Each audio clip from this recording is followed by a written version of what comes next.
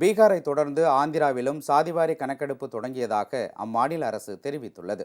பீகார் மாநிலத்தை தொடர்ந்து ஆந்திராவில் சாதிவாரி கணக்கெடுப்பு மேற்கொள்ளப்படும் என ஜெகன்மோகன் தலைமையிலான அரசு அறிவித்தது. இந்நிலையில் ஆந்திராவில் சாதிவாரி கணக்கெடுப்பு தொடங்கியுள்ளதாக அம்மாநில அமைச்சர் சீனிவாச வேணுகோபால் கிருஷ்ணா தெரிவித்துள்ளார். முதலில் 139 பிற்படுத்தப்பட்ட பிரிவினரை மட்டும் கணக்கெடுக்க திட்டமிட்டிருந்ததாகவும், ஆனால் தற்போது அனைத்து பிரிவினரையும் கணக்கெடுக்க உள்ளதாக தெரிவித்துள்ளார். நாடாளுமன்ற தேர்தல் அறிவிப்புக்கு முன் சாதிவாரி கணக்கெடுப்பு பணிகள் முடிவடையும் என்றும் அவர் கூறியுள்ளார். மாநில அரசின் நலத்திட்ட உதவிகளை இன்னும் முழுமையாக பெற முடியாத சாதிகள் பல உள்ளதாகவும், அவற்றை கண்டறியவும் மக்களின் வாழ்க்கை தரத்தை மேம்படுத்தவும் இந்த கணக்கெடுப்பு பெரிதும் உதவும் என்றும் அவர் தெரிவித்துள்ளார். மாநிலத்தில் உள்ள பிற்படுத்தப்பட்ட சமூகத்தைச் சேர்ந்தவர்கள் உட்பட அனைத்து சமூகத்தினருக்கும் அதிகாரம் கிடைக்கும் வகையிலும் இந்த சாதிவாரி கணக்கெடுப்பு பணி தொடங்கியுள்ளதாகவும் அவர் தெரிவித்துள்ளார்.